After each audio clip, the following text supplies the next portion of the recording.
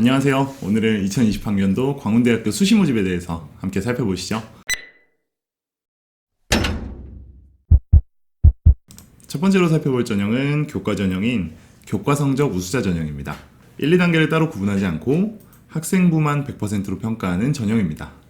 이 전형은 면접과 수능 최저 기준이 모두 존재하지 않는 그런 순수한 교과 전형입니다. 모집 인원은 151명이고요. 수능 최저 기준은 없습니다. 전형 요소와 반영 비율을 살펴보면 아까 학생부 100%라고 말씀드렸었죠? 근데 그 학생부 100%는 내신만 순수하게 100% 반영하는 것은 아니고요. 내신 80%와 출결, 봉사 20%를 합산해서 선발하게 됩니다.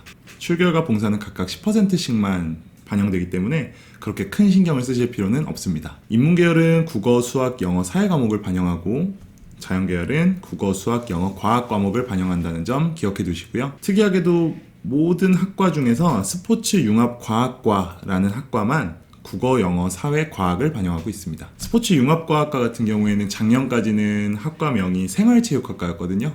그런데 광운대에서 조금 트렌디하지 않다고 느꼈는지 조금 트렌디한 스포츠 융합과학과라는 멋진 이름으로 바꿨습니다. 그래서 작년까지의 데이터를 보실 때 생활체육학과라는 이름으로 참고하셔서 데이터를 분석하시는 게 좋습니다. 또 한 가지 특이한 점을 말씀드리자면 광운대학교는 교과 전형에서 1학년, 2학년, 3학년 반영 비율을 따로 두고 있습니다. 대부분의 대학교들에서 교과 전형을 선발할 때 1, 2, 3학년 가중치를 따로 부여하지는 않거든요. 그런데 그런 학교가 조금 소수 있는데 광운대학교 같은 경우에는 1학년 20%, 2, 3학년 40%씩 반영하고 있습니다. 그래서 광운대학교가 목표이신 학생분들은 1학년 성적이 조금 안 좋더라도 지금부터라도 내신 관리를 열심히 하신다면 좋은 결과 있지 않을까 생각이 드네요. 게다가 3학년은 한 학기만 들어가는데도 불구하고 40%나 차지하고 있기 때문에 3학년 내신의 반영 비중이 굉장히 높은 학교다라고 말씀드릴 수 있습니다. 다음으로 살펴볼 전형은 광운 참빛 인재 전형이라는 종합 전형입니다. 전형 이름이 굉장히 특이하죠. 서류평가로 1단계 선발 후에 면접을 포함해서 2단계에서 최종 선발하는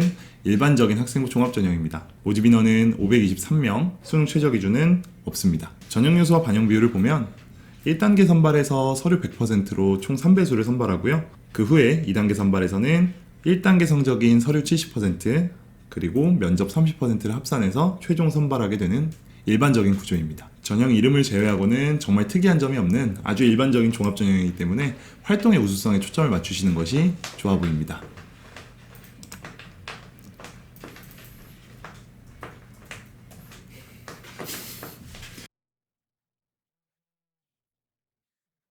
네, 마지막으로 말씀드릴 전형은 논술 전형입니다. 논술 평가와 학생부 성적을 합산해서 최종 선발하는 논술 전형입니다. 모집 인원은 206명이고요. 수능 최저 기준은 존재하지 않습니다.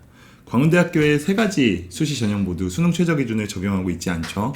수능에 부담을 느끼신 또는 수시에 중점을 많이 두고 계신 학생분들이라면 광운대학교를 추천드립니다. 전형 요소와 반영 비율을 보면요. 논술 60% 그리고 학생부 40%로 최종 선발하고 있는 그런 구조입니다. 인문계열은 국어, 수학, 영어, 사회 과목을, 자연계열은 국어, 수학, 영어, 과학 과목을 반영하며 아까도 말씀드렸다시피 스포츠 융합과학과는 국어, 영어, 사회, 과학, 즉 수학을 제외한 주요 과목을 반영하고 있습니다. 역시나 이 논술 전형에서 학생부 평가를 할 때에도 1학년, 2학년, 3학년 가중치가 다릅니다. 1학년은 20%, 2, 3학년은 각각 40%씩 반영하고 있거든요. 논술 전형에 지원하실 학생이라면 3학년 때 반짝 내신을 올리셔서 논술 전형에 조금 더 유리한 고지를 선점하시기 바랍니다. 광운대학교의 전형별 핵심 요약을 해드리자면 첫 번째로 내신 성적에만 집중하고 계신 학생 같은 경우에는 학생부 교과 전형을 추천드립니다. 광운대학교는 아까도 말씀드렸다시피 면접도 없고 수능 최저 기준도 없는 아주 순수한 교과 전형이라고 말씀드렸었죠. 물론 출결과 봉사가 10%씩 들어가기는 하지만 무단 결석이라든가 아니면 봉사 시간이 하나도 없다든가 이런 아주 극단적인 경우를 제외하고는 거의 손해를 안 볼 것으로 보입니다. 두 번째로는 광운 참빛 인재 전형이라는 종합 전형이 있었죠. 이 종합 전형은 굉장히 일반적인 1, 2단계를 나누어서 평가한 종합 전형이었기 때문에 학교 생활 내내 생활기록부에 신경을 많이 쓰신다면 합격에 유리합니다. 세 번째로는 최저 기준이 없는 상태에서 논술고사 성적을 60% 반영하는 논술 전형이 있었습니다. 논술 전형에서 합격 가능성을 높이시려면 논술고사 성적을 일단 첫 번째로 제일 많이 신경을 쓰시고요. 두 번째로는 2, 3학년 내신 성적에 신경을 쓰셔서 지원해 보시는 것이 좋습니다. 광운대학교는 아까도 말씀드렸다시피 모든 수시 전형에서 수능 최저 기준이 존재하지는 않거든요. 그 이유는 제가 보기에는 정시 선발 비중이 낮은 학교가 아니기 때문입니다. 광운대학교는 이미 2년 전부터 정시 선발 비중이 30%가 넘었습니다.